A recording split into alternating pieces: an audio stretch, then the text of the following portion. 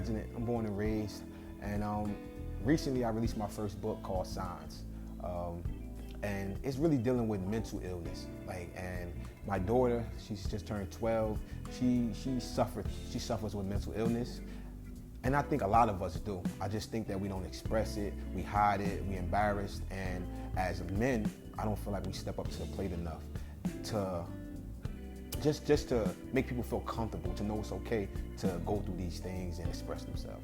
My daughter is what you'll call, to me, I don't know if you've seen Matilda. She was a very bright young girl, and she was often misunderstood. And I felt as though that's my daughter. Since she was born, she was always, from preschool, just always the winner, win, win, win. But and humble, just because she's just smart. She loved school, she loved to learn. And as she grew and she made it to her 6th grade year, I noticed that she was having a hard time because she was smart. And she started going in her room, closing her door, not talking to us, not the life. She always was full of life. I watched it change. And basically, I got a call from our school, to say one of her friends was saying that my daughter was so mad in class that she was put cuts on her arm, so that it turned into a big situation. And man, I seen it for myself. We have this thing we do called Marco Polo, a video, and we talk every day while I go to work. And I thought that people was just saying these things. And she actually put her arm to the screen for me to see the marks, and saying she would never do that for attention. And she's saying, I wasn't trying to kill myself, I was just trying to release my anger. And I actually studied it and found out that it's so common for people to do these things as a way of getting the anger out of them. And by doing the research, I learned how popular and how widespread it was. And I'm like, well, why they not talking about it enough? You might see Caucasians or different races, but I think in the African American community, it's quiet. You have a celebrity here and there to say something they went through, but nobody's that's taking the forefront to say, we got to come together to try to just get a control of it. When I wrote it, I had no intentions on releasing it. It was strictly just my release. I didn't know how to tell anybody what I was going through in my household, because I just felt like nobody could feel that. Nobody could understand the pain I was in, because my daughter was suffering from depression, or she just was always in this unhappy state. So I just wrote the book as a way of getting it out, because myself, I get anxiety, I get worked up when I think about things. So I had to find a mental release, and I started it that way. That was my mental release.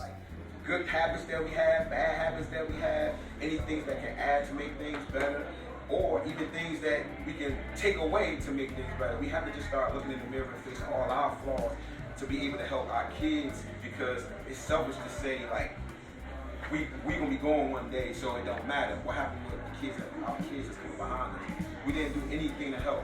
Have these people in the street that's, whether it's killing and they're shooting and robbing. This stuff just doesn't come from a person just being bad all the time. It's actually coming, you telling them the right thing to do is work hard, but then they coming home seeing you struggling. But then they walk to school and pass the guy in the corner that's counting money. I talk to my daughter every day, but for some reason when we got to counseling, she was saying things that I never knew. And I thought I was just this perfect parent that I knew, not knew everything, but me and her was so close that you couldn't tell me that I didn't know my daughter. And then when we sat down, and it was just one more person in the room, and she just poured her heart out. And it actually kind of was embarrassing that I missed so much. And you have to look in the mirror, you have to check yourself. You have to say, that didn't work for me. Why am I telling my child this?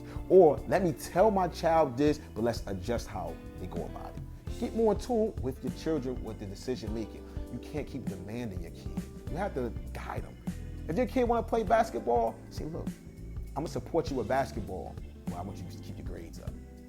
That sounds better than ain't no basketball if them grades ain't up. It's a difference. It's your approach. What you want to do? You like dancing? How about we go dancing every weekend? But look, I'm gonna teach you that it's a reward. You got to do good in school, and then we go dancing. We always punish. We don't reward.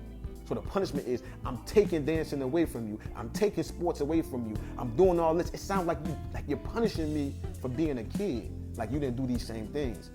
But if you say, look, I want you to just look, we know we struggling, we trying to get from here. It's gonna work out. I just need you to do this, you know. And then you know what? We can make enough money to pay for this extra session of basketball practice. We know we could do these things. That child, it feels more of a love.